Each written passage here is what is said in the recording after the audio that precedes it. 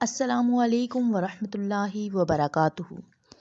آج کی ویڈیو میں اسم اعظم کا ایک ایسا وظیفہ آپ کو بتاؤں گی کہ چلتے پھرتے بس اللہ کا یہ اسم اعظم پڑھتے جائیں اور آپ جس خواہش کو ذہن میں رکھ کر اور جس مشکل کا تصور کر کے اس کو پڑھیں گے وہ اللہ کے فضل سے ضرور آپ کو حاصل ہوگی اور سب کچھ ملے گا۔ تو وظیفہ جاننے سے پہلے یہ ضرور جان لے کہ اسم اعظم کہتے کسے ہیں اور ہم اسم اعظم کو کیسے تلاش کر سکتے ہیں۔ اسم اعظم سے مراد اللہ تعالیٰ کا وہ صفاتی یا ذاتی نام ہے جسے پڑھنے سے اللہ تعالیٰ سے خصوصی تعلق پیدا ہوتا ہے، معرفت کے دروازے کھلتے ہیں۔ اسم اعظم پڑھنے والے کو اللہ تعالیٰ ہر لحاظ سے مالا مال کر دیتا ہے۔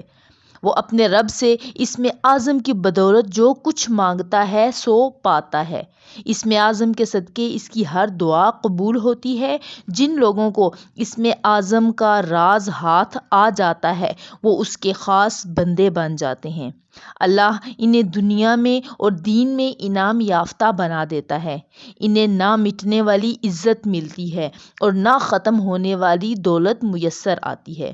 گویا کہ اسم اعظم ہر کام کی کنجی ہے، بے شمار فیوز و برکات کا حامل ہے۔ اللہ کا ذاتی نام اور ہر صفاتی نام اس کی ایک خاص شان کا مظہر ہے۔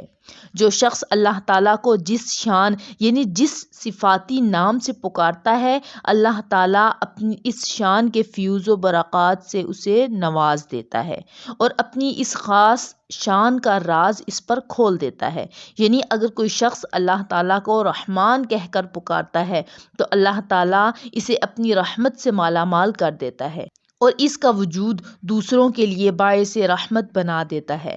لہٰذا معلوم ہوا کہ جس نام سے ہم اسے پکاریں گے اسی سے اللہ تعالیٰ کی قربت حاصل ہو جائے گی، اور یہی قربت جس لفظ سے میسر آتی ہے وہ اسم اعظم ہوتا ہے۔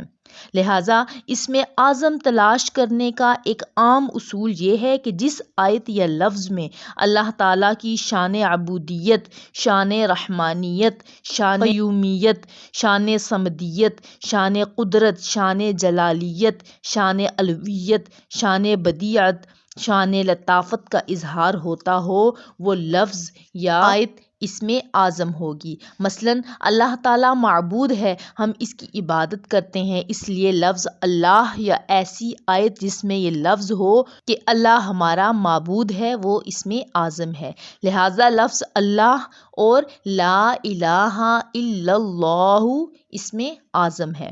ایسے ہی اللہ پاک اپنی مخلوق پر ہر وقت رحم کرتا ہے، لہٰذا لفظ رحمان اور رحیم یا ایسی آیات جس سے رحمت باری کا مفہوم ظاہر ہو وہ اسم اعظم ہوگا۔ اسی طرح اللہ ہمیشہ سے قائم و دائم اور زندہ ہے، لہٰذا جو شخص اسے حی القیوم کہہ کر پکارتا ہے وہ اسے ہمیشہ کے لیے قائم دائم کر دیتا ہے۔ لہٰذا یہ لفظ اور ایسی آیات جس سے قائم اور ہمیشہ زندہ رہنے والے کا مفہوم نکلے وہ بھی اسم اعظم ہوگا۔ اسی طرح اس کی ایک اور شان یہ ہے کہ ہر چیز کا خزانہ اس کے پاس ہے، یعنی اسے کسی چیز کی ضرورت نہیں ہے، وہ ہر لحاظ سے بے نیاز اور مالا مال ہے۔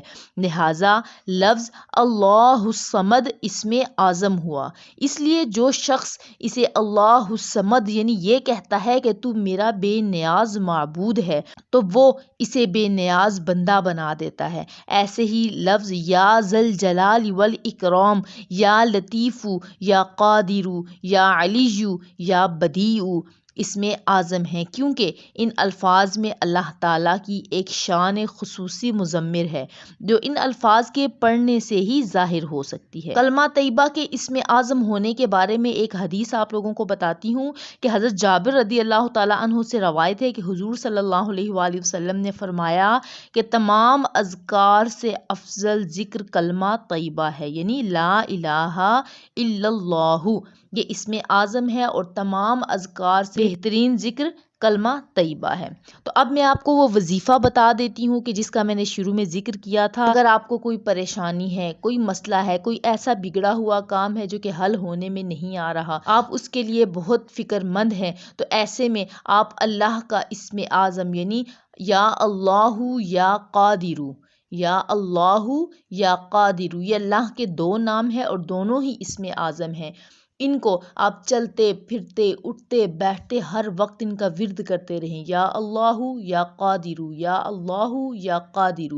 لیکن جو مشکل اور پریشانی آپ کو درپیش ہوگی، جس مسئلہ کا حل آپ چاہتے ہیں، اس مسئلے کو اپنے ذہن میں رکھنا ہے اور دل میں یہ نیت رکھنی ہے کہ الہی اس اسم اعظم کے صدقے سے میرا یہ کام ہو جائے۔ دن رات صبح و شام چلتے پھرتے آپ نے یا اللہ یا قادر یہ دو اسم اللہ پڑھتے رہنا ہے، اور انشاءاللہ بہت جلد آپ خود اپنی آنکھوں سے اپنے اس مسئلے کو حل ہوتے ہوئے دیکھیں گے اور اپنی اس مراد کو پورا ہوتے ہوئے دیکھیں گے انشاءاللہ۔ اللہ تعالیٰ سے دعا ہے کہ الہ العالمین ہمیں بھی اپنے ان مقربین میں شامل فرما لے جن سے تو اور تیرا محبوب راضی ہیں اور جن سے تو اور تیرا محبوب خوش ہوتے ہیں۔